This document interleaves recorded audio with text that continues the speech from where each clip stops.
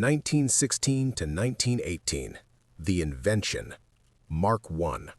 The world's first tank, 28 tons of steel that changed warfare forever. Debuted at the Battle of the Somme in September 1916. Crew of 8, armed with either two 6-pound guns, male, or machine guns, female. Slow, 6 kilometers per hour, unreliable, suffocatingly hot inside, but terrifying to the enemy. Mark IV, improved version with thicker armor, 1220 built, the most produced tank of WW1, famous for the Battle of Cambrai, where 476 tanks broke through German lines. Proved tanks could win battles. Mark V, better engine, 1 driver instead of 4 men to control it, faster, more reliable, 400 built before the war ended. Britain invents the tank, dominates WW1 armor, then nearly abandons the concept. 1919 to 1935, experimentation. Post-World War I budget cuts devastate tank development, but visionary officers like J.F.C. Fuller and Basil Little Hart develop revolutionary armored warfare doctrine that influences the world, including Germany. Medium Mark II, Britain's first post-war tank, 12 tons, 47mm gun, only 160 built, used to experiment with tank tactics and train crews through the 1920s. Vickers 6-ton, private venture by Vickers, light tank with twin turrets or single turret with 47mm gun. Britain barely buys any but exports them worldwide. The Soviet T-26 and Polish 7TP are direct copies.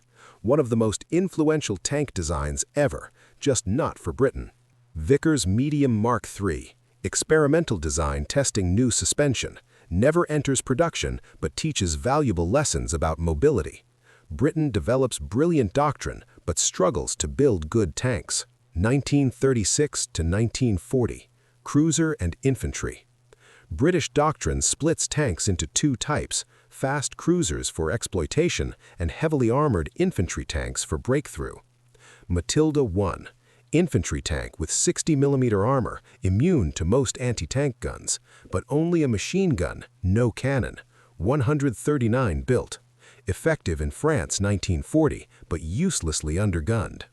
Matilda II, proper infantry tank, 78mm frontal armor, 2-pounder, 40mm gun, 27 tons, slow, 24 kilometers per hour, but nearly indestructible in 1940.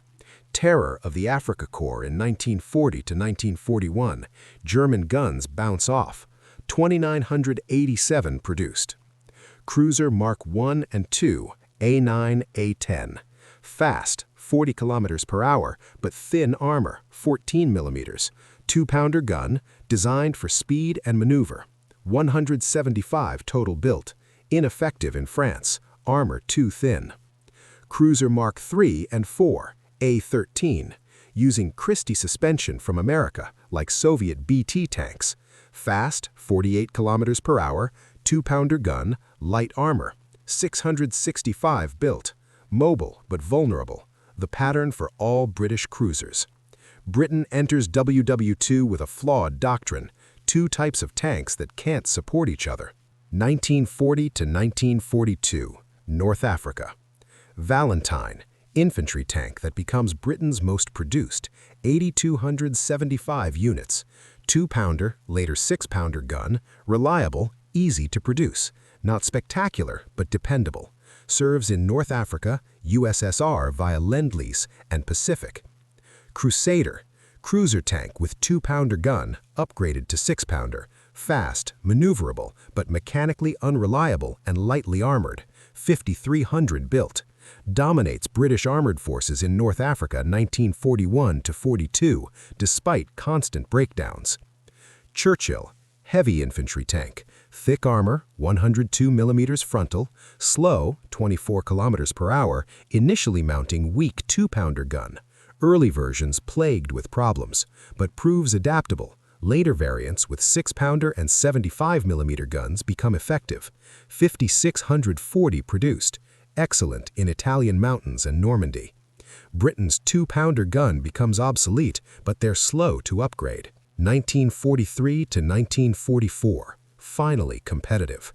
Cromwell, fast cruiser tank, 64 kilometers per hour, with reliable Rolls-Royce Meteor engine derived from the Spitfire.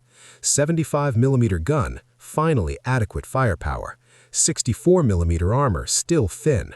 4116 built, equips British armored divisions for D-Day and beyond. Centaur, similar to Cromwell but with different engine, used mainly for training and support roles. 3,500 plus built, most converted to Cromwell's or specialized variants. Sherman Firefly, British innovation, mounting the powerful 17-pounder 76mm gun in American Sherman tanks, the only Allied tank that can reliably kill German Panthers and Tigers. 2,500 converted, proves more effective than any British-designed tank. Britain finally gets competitive firepower by modifying American tanks. 1944 to 1945, the breakthrough.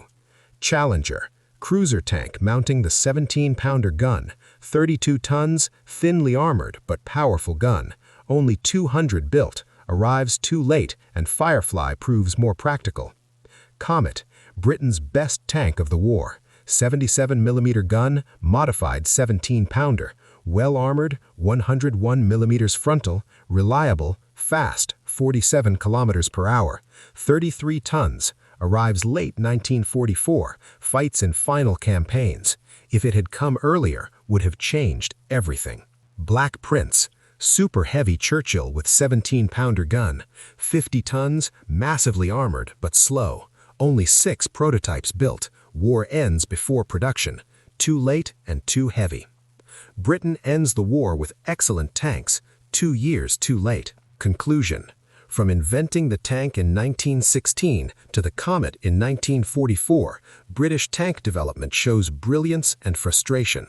They created armored warfare doctrine, built some innovative designs, but struggled with weak guns, flawed two-type doctrine, and slow adaptation.